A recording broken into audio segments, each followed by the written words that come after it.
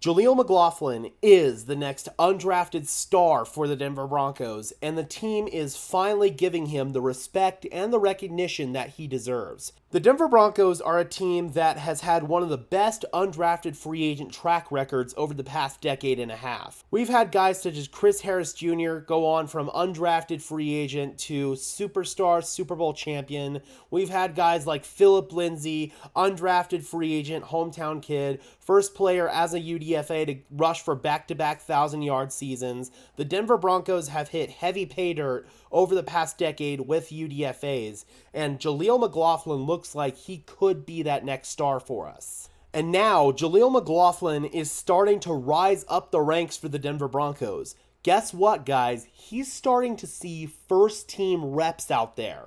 Part of it could be due to injury. Tyler Beatty, a couple of practices ago, injured either his hand or his wrist. The team has been very quiet about it, but it happened right in front of me. I saw it happen.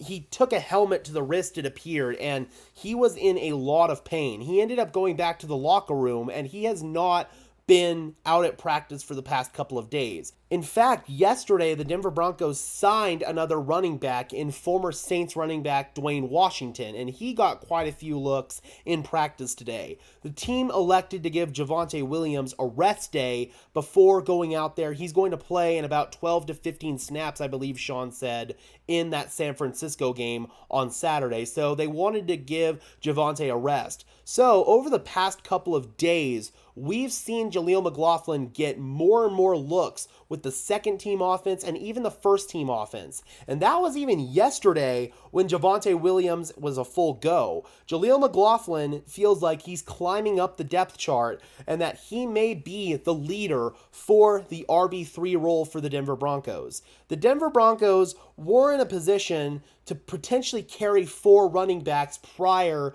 to Tyler Beatty's injury. But right now, I feel like there's a chance that Tyler's injury could extend into the regular season. If that happens, Tyler will probably make the initial 53-man roster for the Denver Broncos, and then the next day they'll probably place him on injured reserve where he'll have to miss at least 4 games. Then they can activate him back onto the active roster at any given time. That may be a way that the Denver Broncos go about it because there are players out there that I feel like they are afraid to put on waivers. Jaleel McLaughlin's one of them. Taylor Grimes is one of them. PJ Mustipher is one of them. So there are plenty. Alex Palczewski, although I bet he's also got an outside chance to make the active roster. The offensive tackle out of Illinois, Alex Palczewski, he's gotten a lot of looks with the first team as well. But Jaleel McLaughlin, man, this dude is a freak out there. He just needs the tiniest little crease and he is gone.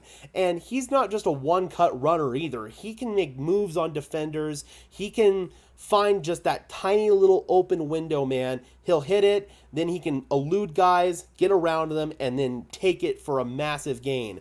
This cat is super elusive in between the tackles. He's not just an outside runner. So Jaleel McLaughlin on the field for the Denver Broncos gives us a lot of versatility.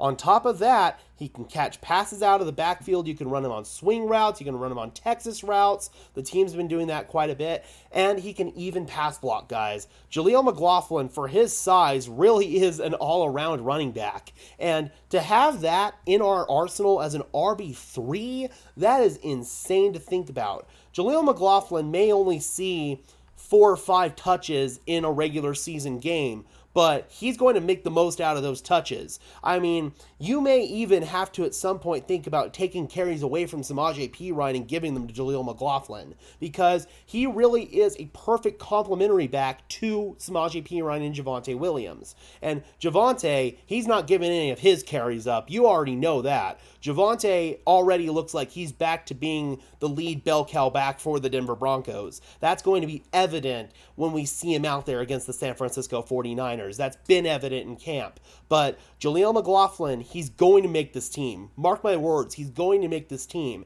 He's going to see 4 or 5 touches every regular season game. And when those 4 or 5 touches happen, look out for him to rip off a big explosive run, guys, or even a big explosive play in the passing game.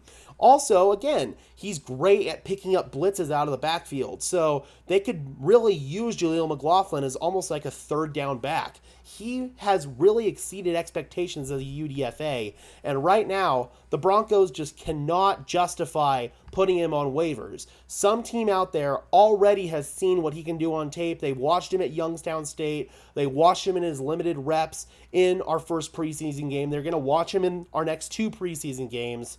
There's going to be a coach out there that will see that and realize what a special talent Jaleel McLaughlin is. Sean Payton knows that. So there's no way that Jaleel McLaughlin is going to go on waivers. He has made this team. He is going to be on the 53-man roster, Broncos country. Book it. And mark my words that he's going to become a household name for this team. If you don't know the name Jaleel McLaughlin, Broncos country, you better, because he's going to be a wrecking force this year. All right, Broncos country, how do you guys feel about Jaleel McLaughlin starting to ascend up the Denver Broncos depth chart? Drop those comments down below, guys. I would love to hear your thoughts on this, as always. Be sure to leave a like on this video, as well as subscribe and ring the bell so these videos appear in your notification feed. And until next time, guys, this has been another episode of Denver Broncos Syndicate. I am your host, Gage Madrid, saying peace out.